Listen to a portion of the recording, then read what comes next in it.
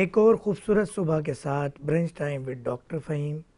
पाकिस्तान की तरक्की और खुशहाली की राह में हमारे मेहमान होते हैं जिन्होंने कोई ना कोई किरदार अदा किया होता है। अगर हम बात करें पाकिस्तान की तरक्की और खुशहाली की, तो सियासी पार्टियां, सियासी तंजीमों का किरदार भी किसी से ढका छुपा नहीं। कहीं ना कहीं हर सियासी तंजीम का कोई पॉजिटिव और कोई मनफी किरदार रहा है। इस हवाले से आज हम बात कर रहे हैं कराची की सियासत की। कराची की सियासत में हम बात करें कि वो तंजीम जो कि आज से 45 साल पहले वजूद में आई और एक महाजिर नाम की सियासत शुरू की गई। बहुत सारे मसाइल महाजिर नेशन को थे। उस अगराज व मकासद के साथ जब ये तंजीम वजूद में आई और पाकिस्तान की तीसरे नंबर की बड़ी पार्टी बन के उभरी, तो मैं स्टूडियो में खुश आमदीद कहूँगा जनाब जाहिद मंसूरी भाई को। MKM पाकिस्तान से, MKM पाकिस्तान की नुमाइंदगी करेंगे। आप राब्ता कमेटी के मेंबर भी हैं। बहुत शुक्रिया जाहिद भाई स्टूडियो में आने का। बहुत शुक्रिया आपका, जज़ाकल्लाह। साथ साथ एक वो तंजीम जिसकी हम अगर बात करें तो यकीनन इल्ज़ामात, मनफी सियासत की बात तो यकीनन ज़िक्र होता है बारहा, मगर अगर हम बात करें कुर्बानियों की तो ये वो सियासी पार्टी है कि जिसने शहादतों की शक्ल में सबसे ज़्यादा कुर्बानी दी है। लामहला आला क़यादत को निशाना बनाया गया और उस वक्त इस तंजीम ने, इस सियासी पार्टी ने पाकिस्तान खपे का नारा लगाया। हमारे साथ स्टूडियो में मौजूद हैं जनाब अब्दुल रज़ाक बाजवा साहब जो कि नुमाइंदगी कर रहे हैं पाकिस्तान पीपल्स पार्टी की, और आप कोऑर्डिनेटर हैं कराची के मीडिया सेल के। अस्सलामु अलैकुम व रहमतुल्लाह। वालेकुम अस्सलाम डॉक्टर साहब, बहुत शुक्रिया, थैंक यू। हम बात करेंगे उन मसाइल की जिन मसाइल को हल करने के बाद कराची मज़ीद पाकिस्तान की तरक्की में किरदार अदा कर सकता है। सबसे पहले मैं आऊँगा जाहिद मंसूरी भाई। जी जी। MKM पाकिस्तान, अच्छा MKM पाकिस्तान तो पहले दिन से थी, अब ज़रा ज़्यादा कहा और पढ़ा और सुना जाता है। जी जी। कुछ बताएंगे कि 45 साल पहले ऐसी क्या ज़रूरत पड़ी कि MKM को सियासत में आना पड़ा? इस हवाले से कुछ बताइएगा। औज़ु बिल्लाहि मिनश शैतानिर रजीम, बिस्मिल्लाहिर रहमानिर रहीम। आपका बहुत शुक्रिया इस प्रोग्राम में बुलाने के लिए। मैं आपको जो गर्ज़ व गायत MKM की थी, वो MKM जो बनी वो हालत का रद्द-ए-अमल थी, और ये रद्द-ए-अमल कोई नई बात नहीं थी। ये रद्द-ए-अमल शुरू हुआ था 47 से, जब पाकिस्तान बना, माइग्रेशन शुरू हुई, महाजिर इस्लाम के नाम पे बनने वाले पाकिस्तान में आने लगे, तो यहाँ पे इनको जो हालत का सामना करना पड़ा वो बिल्कुल ही एकदम नया माहौल, नई चीज़ें थी। मैं आपको बताऊँ 48 में सबसे पहले खातून में जो मुकदमा बना वो इस बात में मुकदमा बना कि अभी खेमा चोरी करके उन्होंने अपने कपड़े बना लिए थे, यानी उस वक्त ये सूरत हाल थी। उसके बाद जब देखें कि मुख्तलिफ तलबा तंजीमें चलती रही, जिसमें हमारे अदीब रिजवी साहब भी पेश थे, मिराज मोहम्मद ख़ान थे, मुख्तलिफ महाजिर अकाबरीन मुख्तलिफ मौक़ों तक तहरीक चलाते रहे। सबसे जो बड़ा सेटबैक हुआ 64 में, जब मोहम्मद फ़ातिमा जिन्ना इलेक्शन लड़ रही थी, तो कराची वालों ने उनको वोट दिया। बंगाल जो इस वक्त मशरक़ी बांग्लादेश है, इस वक्त मशरक़ी पाकिस्तान, उन्होंने फ़ातिमा जिन्ना को वोट दिया। तो उस पादाश की शक्ल, पादाश में ये हुआ कि कराची वालों को एक बड़ा ऑपरेशन झेलना पड़ा। पूरी अलगार हुई। हमारे यादों को खंबे भेजते थे। MKM उन बचते हुए खंभों की आवाज़ है। जब खंबे बजा करते थे, लोग के हमला किया करते थे, पूरे के पूरे लोगों के यहाँ के आपको याद होगा बेशुमार लाशें गिरी वहाँ में महाजिरों की उस दौर में 65 में। उस वक्त MKM का वजूद नहीं था, लेकिन ये हुआ कि महाजिरों के इलाकों में नस्ल कशी हुई, बाकायदा बेशुमार लोग मारे गए, और ये सिलसिला काफ़ी अर्सा चलता रहा। उसके बाद आप आएंगे 71, 72, 73 में, तो आप देखेंगे उस वक्त जब इन्हें लिसानी बिल पेश किया गया, जब रईस अमरूई साहब ने फरमाया कि उर्दू का जनाजा धूम से निकले, तो ये सब तसलसल था हालत का कि जो महाजिर कौम में शौर पैदा हो रहा था कि हम कहाँ पर हैं। उसके बाद आप देखेंगे सेकंड स्टेप जो हुआ, कोटा सिस्टम का नफाज हुआ। पूरे पाकिस्तान में कोटा सिस्टम का रेशो अलग था। कराची में दही और शहरी बना दिया गया, यानी सिंध में, पाकिस्तान में सिंध में दो, यानी शहरी अलग और दही अलग। दही में तमाम इंटर सिंध तक, और शहरी में सिर्फ कराची, हैदराबाद, सक्कर थे। इनको 40% दिया गया था, बाकी इनको 60। बाकी ना पंजाब में ऐसा कुछ था, ना KPK में था, ना कहीं और था। फिर तीसरा जो महाजिरों के साथ जो जुल्म हुआ वो ये हुआ कि जितनी सनतें थी महाजिरों की वो सब नेशनलाइज कर ली गई कौमियत के नाम पे कि भाई ये क्या क्या हमें जो है ना लोगों आवाम को इसमें हिस्सा देना है। उससे ये हुआ कि सरमायाकारी रुकी, फॉरेन सरमायाकारी। उस वक्त जो आप करेंगे सर्च तो आपको मिलेगा GDP 7.8% था इस वक्त। और उस वक्त पाकिस्तान जो है दूसरे मुल्क को कर्जे दिया करता था। आपको जापान को कर्जे दिए, जर्मनी को कर्जे दिए, मास्टर प्लान बना के देते थे 5-5 साल का, शायद याद होगा उस दौर में। तो हमारे उस वक्त ये किरदार था महाजिर, जो हमारे ब्यूरोक्रेसी में थे महाजिर जो लोग थे। फिर 313 आपने एक सुना होगा 303 का असूल। वो 303 में 303 जो आला स्थान थे 19-20 ग्रेड के, एकदम महाजिर एकदम निकाल दिए गए थे। इस बात पे निकाल दिया गया कि ये जो है ना अंग्रेज़ों के दौर की बाकियात है। तो ये सब भुट्टो साहब ने उस दौर में किया। तो उस दौर में ये जब ये सब जो हालत पैदा हुए, जो रद्दमल हुआ, उसके ये जब देखा गया कि महाजिर मुस्तकिल ज़्यादती हो रही, 303 और फिर 1493 अफसान एक दफ़ा निकाले गए, 303 अलग निकाले गए। 303 रूल बड़ा मशहूर हुआ था, पूरा इस्लामाबाद खाली हो गया था। उसके बाद जो है ना फिर वो कोटा सिस्टम की बुनियाद पर नाहिल अफसान अपॉइंट हुए। उन्होंने जो है ना उस दौर में सबसे पहली दफ़ा IMF को लोन लिया गया। अब 73 में बजट हमारे लॉस में जा रहा था, जब मशरक़ी पाकिस्तान से अलग हो गया था। उसके बाद ही पूरा पाकिस्तान जो लॉस में जा रहा था, तो IMF से पहली दफ़ा लोन लेना पड़ा बजट को मुतवाज़िन करने के लिए। तो ये उस वक्त जो ये शुरू हुआ लोन लेने का सिलसिला, वो अभी तक जारी है। और अब इतना लोन इतना बढ़ चुका है कि हर पाकिस्तानी जो है ना ये सब 3.5 लाख 4 लाख का मकरूज़ हो चुका है हर पाकिस्तानी, यानी ये हालत हो चुकी। तो ये जो वाक़यात हुए तवातुर के साथ, इसका रद्द अमल MQM थी। फिर जब कराची के अवाम में, हैदराबाद के अवाम में शऊर पैदा हुआ कि यार ये क्या कहते हैं, मुस्तकिल हमारे साथ ज़्यादती हो रही हैं, हमारे साथ मुस्तकिल प्रॉब्लम्स आ रही हैं, हमें हर चीज़ में पीछे रखा जा रहा है। तो फिर हमने कहा कि भाई एक ऐसी शनाख्त बनाई जाए जो सबके लिए काबिल कबूल हो। एक कौम की इस्तिलाह ने बनाई, सबसे पहले थी महाजिर कौम की इस्तिलाह जो MQM ने राइज की। उससे ये हुआ कि कम अज़ कम एक हमसे महाजिर कौम को तस्लीम कर लिया गया कि भाई महाजिर कौम कोई कौम है और जिसने इस मुल्क को बनाया, इस मुल्क की बुनियादें इस्तवार की। PIE के जो एयरलाइंस थी, फ़ानी एयरलाइंस, अबुल हसन साइन रोड जो आपके मशहूर है, तो वो एक महाजिर थे जिन्होंने जिनकी एयरलाइन को PIE बनाया गया। इससे पहले PIE लाइन का कोई तस्वर ही नहीं था। तो इस सब महाजिरों ने सब चीज़ें दी थी पाकिस्तान को। और सबसे पहले शायद याद होगा उस दौर में तनख्वाह देने के पैसे नहीं थे, तो निज़ाम दक्कन हैदराबाद ने 18 करोड़ रुपये कायदे आज़म को दिए कि अभी आप तनख्वाह दें, लोगों को पाकिस्तान खर्चा चलाएँ। तो ये महाजिर की कुर्बानियाँ थी जो महाजिर दी। लेकिन उसके साथ क्या होता था कि जॉब के मसले हो रहे हैं, तहफ़्फ़ुज़ का मसला हो रहा है, कोई आता हमला करता है, लश्कर कशी करता चले जाता है। तो इस दौर में फिर सनतों कब्ज़ा कर लिया था, यानी कि जो लाहौर में कि हमारी वो थी बीको, उसको पीको कर दिया गया, तबाह हो गई। वो यहाँ पे इतनी सनतें थी, सब तबाह हो गई। तो सारी जो चीज़ें थी उसका रद्दमल MQM थी। फिर MQM ने आके महाजिरों के तहफ़्फ़ुज़ के लिए अपना बेड़ा उठाया और कोशिश ये की कि जो भी चीज़ें हो रही हैं उसको रोका जाए और उनको लोग जो तहफ़्फ़ुज़ को फराहम किया जाए। तो MQM ने कहा था भाई हम 98% आवाम के लिए बेड़ा उठाएंगे और ये भी वो पूरा एक सिस्टम है, उससे हमने इनको निजात दिलानी है। उसके लिए हमने एफर्ट शुरू करी। लेकिन बदकिस्मती से कि हमारा मेयर फारूक सत्तार भाई उस दुनिया के सबसे छोटे मेयर, कम उम्र तरीन मेयर थे और अनअपोज आए। उन्होंने पूरा उसके बाद भी हमारे कौमी असम्बली के हम लोग जीते, हमारे एग्रीमेंट भी पीपल्स पार्टी के साथ और नून लीग के साथ, लेकिन उन्होंने किसी ने हमारे साथ एग्रीमेंट पूरे नहीं किए। तो हम पे 19 जून को 92 को ऑपरेशन मुसलत कर दिया गया। उसके बाद से जो सिलसिला चला ऑपरेशन का, सिर्फ हमें जो है ना 2 टेनओवर ऐसे मिले जिसमें हमने आवाम को हमें सुकून का सांस मिला, जिसे हमने डिलीवर किया। परवेज़ मुशर्रफ साहब आए, उन्होंने हमें खुल के सपोर्ट की, खुल के हिमायत की हमारी, और उन्होंने जो है कराची को फ़ंड दिए, तो 300 अरब का फ़ंड दिया। तो मुस्तफ़ा कमाल भाई हमारे मेयर थे, सिटी नाजिम, उन्होंने पूरे कराची में फ्लाईओवर का, अंडर पासिस का जाल बिछा दिया। उस वक्त K3 का मनसूबा तकरीबन 10 साल से इल्तवा का शिकार था, जो मुकम्मल नहीं हुआ था। तो इन्होंने सबसे पहले आके शुएब बुखारी भाई हमारे वज़ीर प्लानिंग थे, उन्होंने और मुस्तफ़ा कमाल भाई ने मनसूबा मुकम्मल किया। जावेद नईम भाई हमारे DCO थे, वो शामिल थे उसमें प्रोजेक्ट में। फिर हमने K4 का मनसूबा मुस्तकिल दूसरा लॉन्च किया ताकि कराची के जो आइंदा 10 साल के लिए पानी की ज़रूरत पेश आएगी तो वो पूरा करेंगे। तो K3 का मनसूबा 625 MGD अप्रूव हुआ था, लेकिन कराची को मिलता 450 MGD। अब K4 का मनसूबा जो वो भी 625 MGD का था, लेकिन वो भी अभी तक मुकम्मल नहीं हुआ। जब वो शुरू हुआ उसकी कॉस्ट थी 25 अरब रुपये, अब उसकी कॉस्ट बढ़ गई 169 अरब रुपये। अब अभी आप देख लें कराची में पानी का इतना बहरान है। अगर K4 का मनसूबा अपने 5 साल के अंदर मुकम्मल हो जाता है, जो टाइम पीरियड दिया गया था 2008 से लेकर 2013 तक, तो वो तो यकीन करें कराची को अब तो है ना कोई पानी की प्रॉब्लम नहीं होती। लेकिन यहाँ कराची में इतने माफियाज़ हैं, टैंकर आपको पूरे दुनिया में कहीं नहीं मिलेगा, सिर्फ कराची में मिलेगा। भाई पंजाब में क्यों नहीं है, लाहौर में क्यों नहीं, पेशावर में क्यों नहीं है, खाली कराची में क्यों नहीं है, कराची में क्यों है? तो पता चला कराची में से टैंकर माफी चल रहा है, बाकी कहीं और क्यों नहीं है।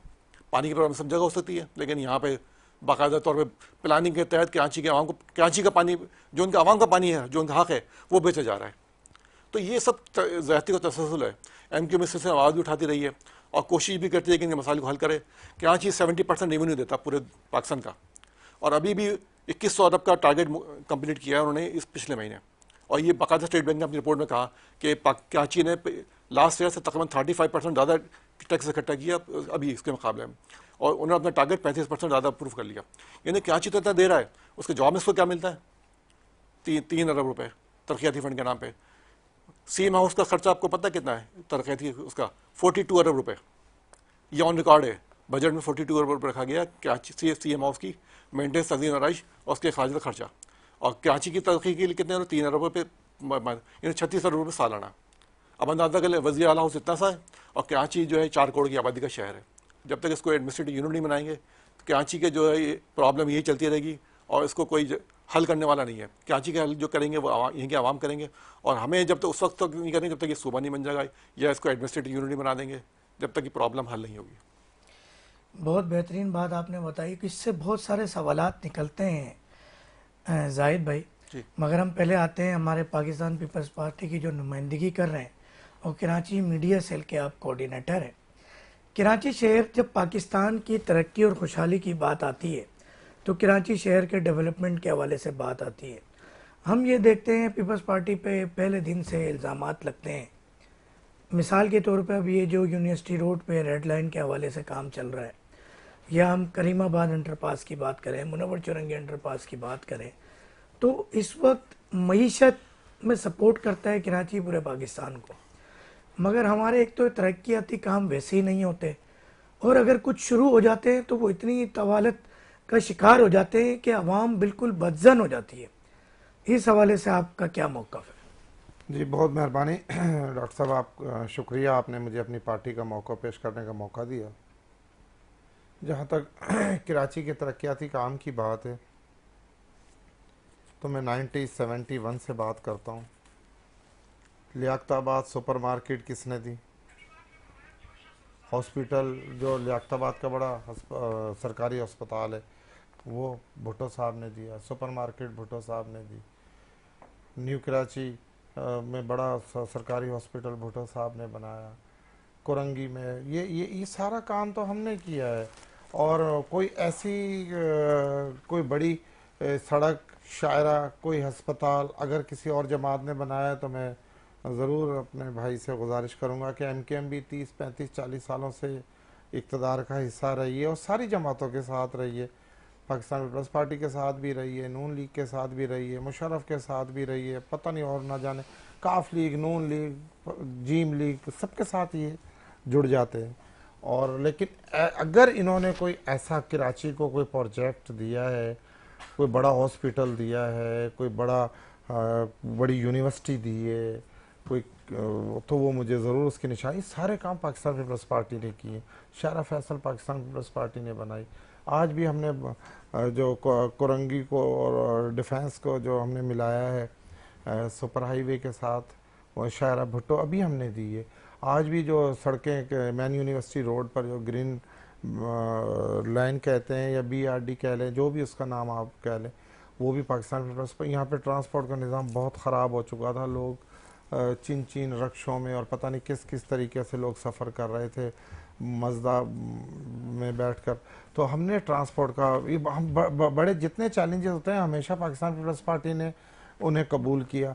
आज हम आइंदा 50 साल के लिए जो ट्रांसपोर्ट का निज़ाम हम बेहतर करने की तरफ, ठीक है, हम पर तनकीद हो रही है, उसमें डिले हो रही है। उसमें डिले होने का एक ख़ास प्रॉब्लम ये था कि उसके नीचे लाइनें थीं, PTCL की लाइनें थीं, उसके नीचे पानी की लाइनें हैं, उसके नीचे गैस की लाइनें हैं। उन्हें शिफ्ट किया जाता है, जिनका ताल्लुक सूबे से नहीं है, फेडरल गवर्नमेंट से है, उन डिपार्टमेंटों का। उसमें थोड़ी सी सुस्ती हो गई है, वो जिससे ये डिले हुआ है। इंशाल्लाह 2025 में ये अपने अख्ताम की तरफ जा रहा है।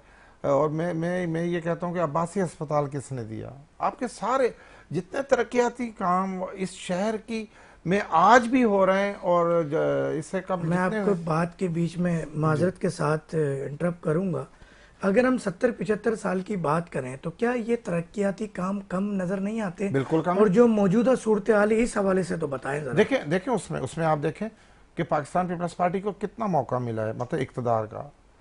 शुरू के 3 साल भुट्टो साहब को मिले, वो फांसी चढ़ गए। हमें क्या मिला है? मोहतरम बेनज़ीर भुट्टो साहब आए को एक बार मिले 22 महीने, एक बार मिले 20 महीने। हमें क्या इक़्तिदार में मिला? उस 22 महीनों में उनके भाई को शहीद कर दिया गया। अगले उसके बाद आप देख लें कि अगले इक़्तिदार में उन्हें शहीद कर दिया गया। तो देखो, पाकिस्तान पीपल्स पार्टी तो एक शहीदों की जमात है। उसने तो कुर्बानियाँ दी हैं। हमने क्या, हमारी क़यादत ने कुर्बानियाँ दी हैं। हमने हमने अवाम से कुर्बानियाँ नहीं मांगी, सबसे पहले खुद को पेश किया। आज ये तारीख है। मैं कोई अपनी तरफ से बातें नहीं कर रहा हूँ, ये तारीख।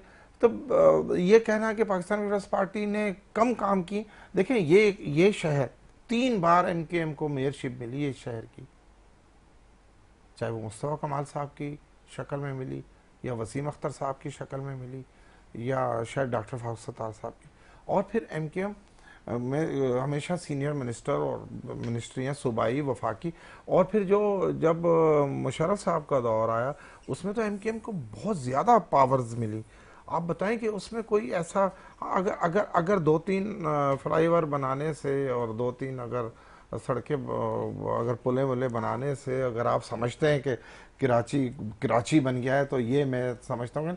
आप मुझे बताएं कि नहीं, न्यू हमारा कराची। सवाल आज थोड़ा सा ये बताएं कि ये रेड लाइन मंसूबा कब तक जी, मुकम्मल होगा? 2025 में करीमाबाद। इंशाल्लाह ये बिल्कुल, ये 70% इसका काम हो गया। देखिए, सबसे पहले इसकी लाइनें शिफ्ट की हैं हमने, इसके नीचे से लाइनें निकाली गई हैं। और अब ये अभी अभी मेरे साथ इस वक्त आप, मैं चलने को तैयार हूँ आपके टीवी चैनल के साथ। आप देखें, दिन और रात 24 घंटे काम हो रहा है तेजी के साथ। आप मुझे बता दें कहीं काम रुका हुआ हो? हर जगह काम हो रहा है। जाहिर है ये बहुत बड़ा एक 18-19-20 किलोमीटर का एक प्लान है जिस पर तेजी से काम हो रहा है। और ये सूबाई गवर्नमेंट अपने फंड से कर रही है। हम वफाक से कुछ नहीं मांगा, ना वफाक ने हमें दिया है। ये हम जो फंड हमारे सूबाई फंड हैं पाकिस्तान पीपल्स पार्टी के, सिंध गवर्नमेंट के, हम उसमें से कटौती करके अपने शहर को बना रहे। इस शहर में मोहतरम बेनज़ीर भुट्टो साहब ने पैदा हुई हैं, और मौजूदा चेयरमैन हमारे बिलावल भुट्टो साहब की पैदाइश भी इसी शहर की है। तो ये शहर तो पाकिस्तान पीपल्स पार्टी कैसे इसको इग्नोर कर सकती है, और कैसे हम इसकी तरक्याती काम। मैं तो बार बार एक अल्फाज को बार बार कहना मुनासिब नहीं। मैं तो कहता हूँ दूसरी सारी जमातों से, जमात इस्लामी से भी गुजारिश करता हूँ, एमकेएम हमारे भाई हैं, मुस्लिम लीग नून है, और वो बता दें कि शहर में उन्होंने जिना अस्पताल बना दिया है, कोई बहुत बड़ा कोई प्लांट ले आए हैं, यहाँ का कोई वाटर के लिए कोई डैम शैम बना दिया है, तो बता दिया जाए हमें, ताकि हम उसकी इस्लाह करें, हम भी फिर उसकी कोशिश करें। तो अल्हम्दुलिल्लाह पाकिस्तान पीपल्स पार्टी कराची के शहरियों के साथ खड़ी है, और हमेशा खड़ी थी और हमेशा खड़ी रहेगी। ये हमारा होम ग्राउंड है, ये सिंध का दारुल खिलाफा है, ये तो शारग है पाकिस्तान की। तो इसमें जितनी यूनिवर्सिटियाँ, कॉलेजेस, स्कूल, जितने हमने जाल बिछाया, और किसी जमात किया होगा। मैं किसी जमात को ये नहीं कह रहा कि उन्होंने नहीं किया, लेकिन जिस कदर हमारी कुर्बानियाँ इस शहर के लिए, मैं समझता हूँ कि किसी और जमात के ये क्रेडिट नहीं मिलेगा। एक मज़बत रंग तमाम सियासी जमातों का और तमाम इदारों का इंशाल्लाह हमारे इस प्रोग्राम के तवज्जुह से आपके सामने पेश होता रहेगा। और जहाँ जहाँ मसाइल हमें नज़र आते रहेंगे, तनकीद बराए इस्लाह के तहत उस पर हम आवाज़ उठाते रहेंगे, ताकि कराची शहर समेत पाकिस्तान तरक्की की राह पे गामजन हो जाए। कहीं जाइएगा नहीं, बहुत अहम सवाल करने जा रहा हूँ एमकेएम पाकिस्तान से, कि जब एमकेएम आपने बना डाली, मसाइल जो 45 साल पहले बता दिए, आज भी मसाइल तो जूं के तू हैं, तो क्या हमने इतनी सारी लाशें पाकिस्तानी अवाम की, महाजिरों की जो उठाई गई, एक ऑपरेशंस हुए, बहुत कुछ हुआ, तो वो सब करके क्या मिला और इसकी हकीकत क्या है, ये सवाल लेके जाएंगे हम जनाब जाहिद मंसूरी साहब के पास। देखना ना भूलिएगा, उठ के ना जाइएगा, brunch time with doctor Fahim. मिलते हैं ब्रेक के बाद।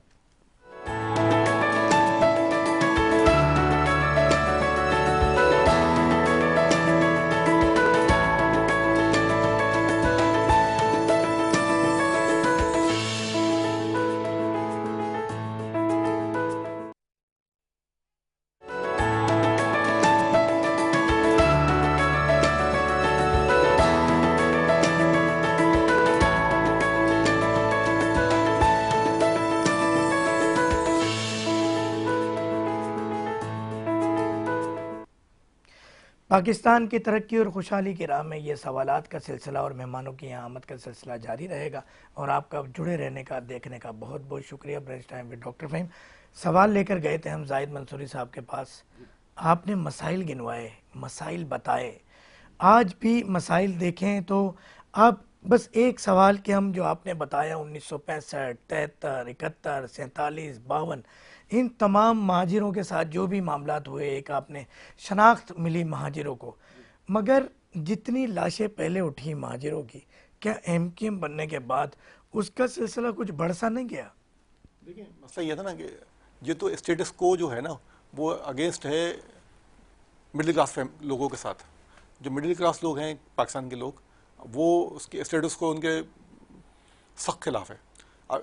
बेनज़ीर भुट्टो की हुकूमत 96 में जो ख़त्म हुई, किस बात पे ख़त्म हुई थी? मावरा अदालत कत्ल के इल्ज़ाम में। और कौन से किसके कत्ल किए थे उन्होंने? महाजिर कारकुनान को, एमकेएम के कारकुनान को। इस बेस पे डॉक्टर फारूक लगारी किसके सदर थे? पीपल्स पार्टी के सदर थे। इसका मतलब क्या हुआ कि जितनी भी हुकूमतें आई ना, वो कोई भी सेंसर नहीं थी एमकेएम के साथ, महाजिरों के साथ, कराची वालों के साथ। उन्होंने पूरी कोशिश ये की कि कराची के आवाम को दबाया जाए और उनको ना उनके जायज़ हकूक़ ना दिया जाए। मैंने आपसे पहले कहा था कि जो 5 जो शख्सियत होती हैं, 4 वज़ीर आला, एक सदर वज़ीर आज़म, सारे फाइनेंशियल पावर, आइनी पावर, एडमिनिस्ट्रेटिव पावर सारे इनके पास होते हैं। क्योंकि मुझे पता है कि भाई यहाँ के जो लोग हैं बहुत टैलेंटेड लोग हैं, बहुत काबिल लोग हैं, इनको हम कुछ देंगे तो कल हमारे लिए ख़तरा बन जाएंगे। तो ये हमेशा जो है ना इनको हमेशा पहलू तय करते चले आए। नंबर 2 बात, ये बीआरटी का जो मनसूबा बता रहे हैं, रेड लाइन वाला मनसूबा, अभी भी मुशर्रफ अपना ये क्या कहते हैं, इन्होंने जो मेयर साहब हैं, जो काबिज मेयर साहब हैं, इन्होंने प्रेस कॉन्फ्रेंस की है, शायद इनके इल्म में नहीं होगा कि उन्होंने 2 साल का टाइम दिया है कि 2 साल इसको मज़ीद लगेंगे। अब एक प्रोग्राम में उन्होंने प्रेस कॉन्फ्रेंस भी की थी, उन्होंने 2 साल मज़ीद चाहिए इसको कम्प्लीट होने के लिए, क्योंकि इसमें जो सरमायाकारी थी ना, मैं आप इनको शायद पूरी तफसील पता, एशियन डेवलपमेंट निधि $403 मिलियन, ठीक है, इसको बनने के लिए। और 2 बैंक और हैं जो इंटरनेशनल बैंक हैं, उन्होंने भी उसको फंडिंग के लिए प्रोवाइड किया। अच्छा, उसकी जो कॉस्ट थी, पहले टोटल कॉस्ट थी, ये टोटल जो है 24 किलोमीटर का है ये, यानी कि सब वहाँ से कैंट से लेकर नुमाइश तक का। अभी तो जो किया उन्होंने, तो ये अभी 50% भी काम मुकम्मल नहीं हुआ उस पर। अभी उन्होंने खुद प्रेस कॉन्फ्रेंस में बताया। और इसकी जो लॉस्ट कॉस्ट थी तकरीबन 50 करोड़ का इसमें इजाफा हो चुका है, इस पर उन्होंने बताया। तो बोले 50 करोड़ के लिए बातचीत जारी है इनकी। मुर्तज़ा साहब ने भी खुद प्रेस कॉन्फ्रेंस की थी 6 दिन पहले, 7 दिन पहले। उस पर उन्होंने खुद एडमिट किया 50 करोड़ का इसका हमें इजाफा हो चुका है और हमें इसके लिए मज़ीद पैसे चाहिए जो हमें मिल नहीं रहा है। इस वजह से कुछ ठेकेदारों ने काम रोका हुआ है और काम नहीं कर रहे। सिर्फ कुछ हिस्सों पर काम हो रहा है, जहाँ पे पेमेंट हो गई वहाँ काम हो रहा है, बाकी नहीं हो रहा। तो 2 साल बाद मुकम्मल होगा। और उसकी जो उन्होंने पहले जो डेट दी थी, वो दी थी जून 2025। अच्छा, वो डेट तो समझ लें जून तो अभी आ गया, अभी 50% में काम मुकम्मल नहीं हुआ। अच्छा, इसके अलावा जो ये मनोवर अंडरपास जो है, इसकी कॉस्ट तो इसके इस वक्त थी 191 मिलियन रुपये थी। अब उसकी कॉस्ट बढ़ गई 306 या 307 मिलियन हो गई है। इसके तकरीबन 30-35 करोड़ का इसमें भी इजाफा हो चुका है। और इसकी जो डेट थी जून 2025 की कंप्लीशन डेट, और अभी इसका काम शुरू हुआ है। सही है। और इसके अलावा जो करीमाबाद अंडरपास था वो आपके सामने, वो भी 3 साल से बनना, वो भी तबाह का शिकार है। उसकी कॉस्ट भी तकरीबन डबल हो चुकी है। तो ये समझ लें ये नाहिली किसकी है। और ये कह रहे हैं कि उनको हुकूमत नहीं मिली। 2008 से लेकर बिला ताखिर, बिला किसी रुकावट के ये मुस्तकिल सिंध हुकूमत पे बैठे हुए पीपल्स पार्टी। 2008 से लेकर अब तक, 2008 से 2013 तक तो इनकी वफाक में हुकूमत थी और सूबे में हुकूमत थी। उसके बाद 2 साल 3 साल टेन ओवर है, चौथा टेन ओवर है, जिसपे इनको इसके ये 3 और ख़त्म 20 साल पूरे हो जाएंगे। 20 साल में तो कराची को, सिंध को तो बिल्कुल वो पेरिस बन जाना चाहिए था। बिलावल साहब ने खुद फरमाया था कि हम कराची को, सिंध को पेरिस और इस्तांबुल बना देंगे। ये खुद उन्होंने एडमिट किया था। लेकिन इसको देखें ना, इस बात को भी तकरीबन उनको 1.5 साल 2 साल हो गए। फिर उन्होंने कहा था कि हम बिजली फ्री कर देंगे, जिसके 200 यूनिटों का बिजली फ्री कर देंगे, वो वादा भी पूरा नहीं हुआ। इसके अलावा उन्होंने कहा था हम जो है ना यहाँ पे फ्री ट्रांसपोर्ट चलाएंगे। इस वक्त कराची को तकरीबन 2000 बसों की ज़रूरत है कम अज़ कम, लेकिन अभी सब 200 बसें भी नहीं चल रही। जो बात कर रहे हैं कि जो ट्रांसपोर्ट सिस्टम इंतहाई तबाह है। अभी भी चींची चल, आप तो खुद इस शहर के बासी हैं, अब आप चले यहाँ पे आपको चींची नजर आई हर जगह। ट्रांसपोर्ट का 2 का गाड़ी चलती है, रेड लाइन की रेड बसें चलती नजर आ जाती हैं, वो भी 2 घंटे बाद एक ही बस आती है। आम लोगों से पूछे ना, आम लोग जो है ना परेशान है। अच्छा, ये जो मनसूबा रेड लाइन वाला मनसूबा, इसकी यहाँ ज़रूरत थी नहीं गुलशन इकबाल में। इसके अगर बनाते तो लाडी कुरंगी में बनाते, इंडस्ट्रियल में बनाते, नागन चुरंगी में बनाते। तो वहाँ पे ऐसे मनसूबे की जरूरत है औरंगी टाउन वगैरह में, जहाँ पे थिकली पॉपुलेटेड लोग मौजूद हैं और जो जाते हैं। यहाँ पे तो गुलशन इकबाल में, जौहर में तो 99% लोग अपने कन्वेंस मौजूद है। ये मंसूबा तो वैसी फ्लॉप है। अगर ये मंसूबा खुदा न खासा मुकम्मल भी हो गया ना 5-10 साल में, तो तब भी लोग इस पर सफर नहीं करेंगे, क्योंकि इसकी जो फिजिक वैसी है। और दूसरी बात, शार फैसल, अब ये मंसूबा अगर शार फैसल बनता तो शायद कुछ दे भी जाता। अब ये मंसूबा गुलशन इकबाल की इस पर बना हुआ है। अब आप जाए ना तो 2 घंटे लगते हैं यहाँ पे, तो ये आप जौहर में अंडर पास से चले आए। तो ये तो इनके मतलब म्यार इनका क्वालिटी का ये है। तो कहने का मकसद ये कि पूरा आप जो जितनी भी जो कंस्ट्रक्शन है, BRT मंसूबा हो, रेड लाइन वाला मंसूबा, मुनव्वर अंडर पास हो या करीमाबाद वाला हो, या कोई भी चीज़ उठा के देख लें, कोई भी ऐसी चीज़ नज़र नहीं आती जिसमें हो। आप देखें हर UC को मिलते हैं 12 लाख रुपए, सही है। इनके तकरीबन 14 टाउन इनके पास हैं और 12 टाउन जमात इस्लामी के पास हैं। दोनों को तकरीबन 246 UCs हैं, हर UCs को मिलते हैं 12 लाख रुपए, और ये टोटल मिलते हैं 30 करोड़ रुपए महीने के। और हर टाउन को मिलते हैं 4 से 5 करोड़ रुपए, और 26 टाउन है, तकरीबन उनको भी इसी हिसाब से तकरीबन 1-1.5 रुपये मिलते हैं। अब कराची का ये हाल है कि मेन होल तक अवेलेबल नहीं है। तो ये पूरा शहर का एक अलमिया है। अब MQM ने कोशिश की है कि बात की है वफाक से, तो 15 अरब रुपये MQM को वफाकी हुकूमत फ़ंड दे रही है डेवलपमेंट के लिए। तो इंशाअल्लाह वो फ़ंड रिलीज़ हो जाएंगे तो कराची में कुछ काम होता हुआ नज़र आएगा। कराची में गली में बंदे नजर आएंगी, रोडें में बंदे नजर आएंगी, सीवरेज का सिस्टम भी बहाल होगा। अभी जो देखें ना, ये लाइन टूटी है अपना स्टेडियम के अंदर, अपना कराची स्टेडियम के अंदर, ये अंग्रेज़ों के दौर की बनी हुई थी। हम अंदाज़ा कर लें, खुद उन्होंने जो है ना मेरे सामने कहा कि ये अंग्रेज़ों दौर की बनी हुई थी और ये अब टूटी है, और इसको 6 महीने में 5 लाइन टूट चुकी हैं ये। और कराची के शहरी मुस्तकिल परेशानी का शिकार है पानी के। अभी भी उनको 8 दिन हो गए, अभी भी उन्होंने कहा कि है ना 1 दिन और चाहिए इनको मुकम्मल करने के लिए। अब अंदाज़ा कर लें, अगर इसे शहर नहीं चल रहा, हमें दे दें, MQM को दे दें। हमने शायद जैसे मुस्तफ़ा कमाल के दौर में काम हुआ था, ऐसे अब भी काम होगा। अब देखें, मुस्तफ़ा कमाल के दौर में तो वो दौर कोई और भी था ना। अब बात से बात निकलेगी तो दूर तक जाएगी। सवाल हमारा अपनी जगह मौजूद था कि MQM जिन मकासद के लिए बनाई गई, मैंने वही तो उन बताई गोल्स को आप अचीव नहीं कर सके। आप कुछ भी था, आप इस बात का एतराफ़ करते हैं कि MQM जिस सिलसिले के लिए बनाई गई, जिन मसाइल के हल के लिए बनाई गई, वो गोल्स अचीव नहीं हो सके। देखिए MQM तो अभी स्ट्रगल कर रही है ना, MQM ख़त्म थोड़ी हो गई है। MQM अपने काम में लगी हुई 50 साल हो गए। तो पीपल्स पार्टी को 50 साल 60-70 साल हो गए। ये बात देखें ना, हम हर पार्टी अपने मैनिफेस्टो के लिए, अपने मंशूर के लिए स्ट्रगल करती है।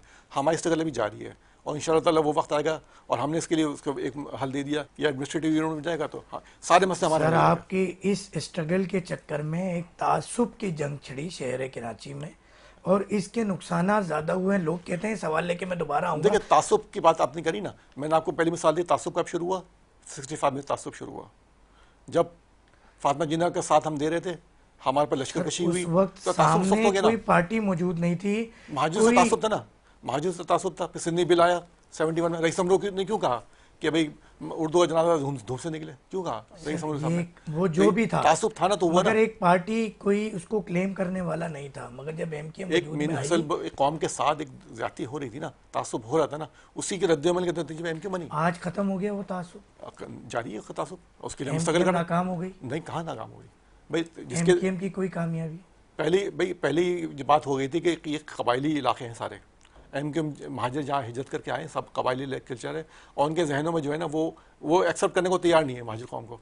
महाजर कौम शनाख्त चाहती है, करवा चुकी है शनाख्त, और इंशाअल्लाह ताला जो मसाइल है, एक शनाख्त हासिल करने के और सबसे कोई मेन गोल- चीज़ हो गई ना महाजर कौम को। नहीं, वो भी शनाख्त तो छोड़ दी गई ना बाद में, उससे तो दस्तबदार हो गए आप। किसने मुत्तहदा कौम मुतहदा जब आपने बनाई है, कह रहे हैं कि हमें शनाख्त मिली, उससे तो आप दस्तबदार हो गए नहीं, थे। बिल्कुल। महाजर पार्टी अलग होती है, कौम अलग चीज़ होती है। बहरहाल, अब इस बात को लेके थोड़ा सा दोबारा आएंगे जाहिद साहब के पास। पहले मैं आपके पास आऊँ।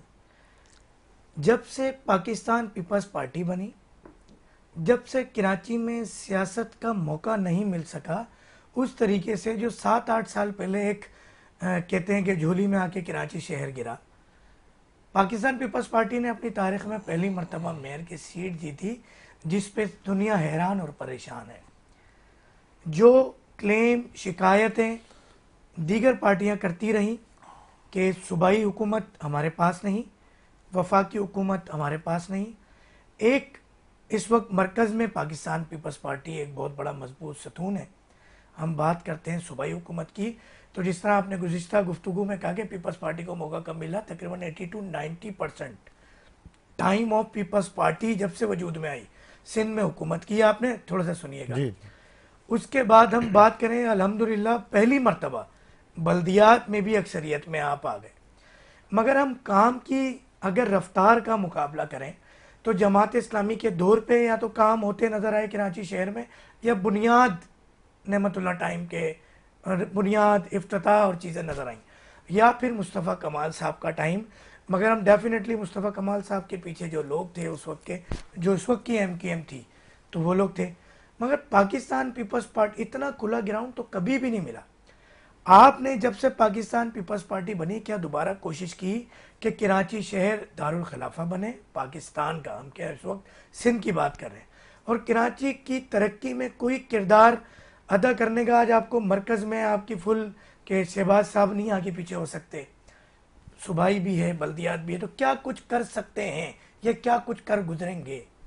देखिए जी, सबसे पहले तो मैं ये बता रहा हूँ कि मुस्तफ़ा कमाल साहब जब नाज़िम में कराची थे और नेमतुल्लाह एडवोकेट साहब जब नाज़िम थे कराची के, या मेयर कह लें, जो भी कह लें, तो वो दोनों अदवार जो थे वो मुशर्रफ के थे।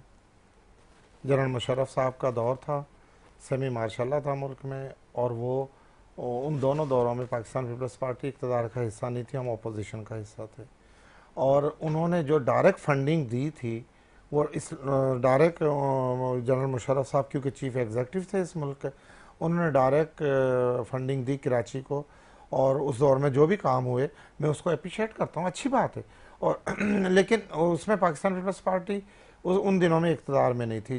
हमें पहली बार मेयरशिप मिली, और उससे भी अभी कितना अरसा हो गया। हमने तो MKM को भी बहुत गुजारिशात की उन दिनों में कि आप बाइकाट ना करें, आप आएँ, लेकिन वो MKM की खैर अपनी पॉलिसी थी, उनका अपना फैसला था कि शहर में उन्होंने बाइकाट किया, तो ये इत्तेफाक से या कराची की आवाम की मेहरबानी से पाकिस्तान पीपल्स पार्टी को मिल गई।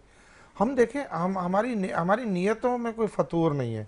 हम बात देखी जाती है नीयतों की, ना अब हमें अब मुल्क जो है वो मुशर्रफ वाले दौर में तो डॉलर आ रहे थे, अब तो मुल्क डिफाल्टर होने की तरफ जा रहा था। अब तो मुल्क बचाना बहुत मुश्किल है। अब वो पैसे, वो दौलत, वो कहाँ है? अब वो फंडिंग अब कहाँ है वफाक के पास, के वो 100 200 अरब रुपया, 400 अरब रुपया जो है वो इकट्ठा कराची को दे। हम जो कुछ भी कर रहे हैं, अगर हम वर्ल्ड बैंक से ले रहे हैं या अपने सवाबदी कहीं से भी हम कर रहे हैं, सूबाई सतह पे ले रहे हैं, इसमें फेडरल का कोई, अगर हम कर्जा ले रहे हैं तो हम सूबाई गवर्नमेंट ले रही है, और सूबाई गवर्नमेंट ही वापस देने की भी पाबंद है। तो मैं नहीं समझता कि पाकिस्तान पीपल्स पार्टी ने कहीं कोताही, हो सकता है कहीं गलती हमसे हुई हो, लेकिन हम तो इस शहर को अपना शहर समझते हैं पाकिस्तान। मैंने अर्ज पहले भी की कि मोहतरमा बेनज़ीर भुट्टो की जाए पैदाइश है ये शहर, और हम पाकिस्तान पीपल्स पार्टी तो इस जितनी फिक्रमंद है, हम सारे वर्कर लगे हुए हैं, हमारे सारे UC चेयरमैन, ठीक है, कहीं हम जो लोगों की ख्वाहिशात के मुताबिक नहीं कर पाए होंगे काम, लेकिन हमारी नीयतों पे कोई शक ना किया जाए, हम काम कर। मैं तो MKM को भी गुजारिश करूँगा, हमारे MKM के नुमाइंदे बैठे हुए, मैं तो ये कहा आए यार, किस चीज़ का हमने कोई हमारा कोई इख्तलाफ है, आ जाए शहर की बेहतरी के लिए। आप फेडरल गवर्नमेंट का हिस्सा हैं, आप लेकर आए 200 400 500 अरब रुपया। वफाक से पहले मुशर्रफ से ले आए थे, अब ये शायद शहबाज शरीफ साहब से ले आए। गवर्नर साहब आपके पास है आज भी आपके पास कराची की अच्छी भली माशाल्लाह आपके पास मैंडेट है, आपके पास MNAs हैं। अब जितने भी पैसे आपको मिल रहे हैं वहाँ से वफाक से, अगर तरक्याती काम के लिए चले, आप इसे ईमानदारी से लगा के कोई रोल मॉडल बना दें कि देखें MKM को 25 करोड़ रुपया मिला या 50 करोड़ मिला, या मेरी इतलात के मुताबिक तो शायद वो ज़्यादा पैसे मिल रहे हैं, हर MNAs को शायद 50 करोड़ रुपया मिल रहा है। तो ये शहर बेहतर हो सकता है, हम मिल बैठकर काम करते हैं। ये आपका ही शहर है, हमारा शहर है, हम मिलकर इसकी तरक्की के लिए काम करते हैं। ये कहना कि आपने नहीं किया, हमने नहीं किया, मेरा ख्याल है कि इससे हमें अब आगे जाना चाहिए। डिजिटल दुनिया आ गई है, लोग अब सारा कुछ फ़ोनों पे देख रहे हैं, और लोगों के पास बहुत ज़्यादा जो है इंफॉर्मेशन भी आ गई है। आ जाए, बस बहुत हो गई सियासत, एक दूसरे पे इल्ज़ामात की, तासुब की, कत्ल गारत की, एक दूसरे पे इल्ज़ामात की। आज तो ये शहर आपका भी है, कायद आज़म का शहर है, आओ जो मिलकर हम तो आपके साथ हर वक्त चलने के लिए तैयार हैं इसकी तरक्की मुस्बत के लिए। पैगाम के साथ बहुत बहुत शुक्रिया हमारे जनाब मौजूद थे हमारे साथ अब्दुल रज़ाक बाजवा साहब और जाहिद मंसूरी साहब। 30-30 यानी टोटल 1 मिनट प्रोग्राम का बचा है। 30-30 सेकंड चाहूँगा पाकिस्तान की तरफ दुश्मन मेली आँख से भी देखे, इस हवाले से MQM पाकिस्तान कहाँ खड़ी है? देखें, कल भी हमने मुजाहरा किया था लख्ताबाद में, हमारे तमाम वहाँ पे कारकुनान ने पाकिस्तानी फ़ौज के हक़ में और इंडियन जहाद के ख़िलाफ़। तो हम तो फ़ौज के साथ मुकम्मल हम हिमायत का ऐलान करते हैं, एक कर चुके हैं, दुआ कर रहे हैं, प्रेस कॉन्फ्रेंस भी की हमने और मुजाहरे भी कर रहे हैं। तो हम तो ये चाहते हैं कि भाई इंडिया को मैसेज देना कोई। जी इंडिया को मैसेज दे रहे हैं। तो हमने तो यही कहा कि भाई कराची की आवाम प्लस MQM फ़ौज के साथ शाना बशाना खड़ी हुई है। जहाँ भी कोई ज़रूरत पड़ी, कुछ भी मसला हुआ तो बॉर्डर पे हम लोग खड़े होंगे पहले फ्रंट लाइन के ऊपर, और इंशाअल्लाह ताला पाक फ़ौज और हम एक साथ हैं। इंशाअल्लाह हम पे अल्लाह हम नवाएं, और हम कोशिश पूरी हमारी होगी कि हम जो भी कुछ हमारे साथ हो सके हम ताउन हम पूरा फ़ौज के साथ करेंगे। देखिए जी, पाकिस्तान पीपल्स पार्टी का तो माजी, हाल और मुस्तकबिल सब आवाम के सामने है।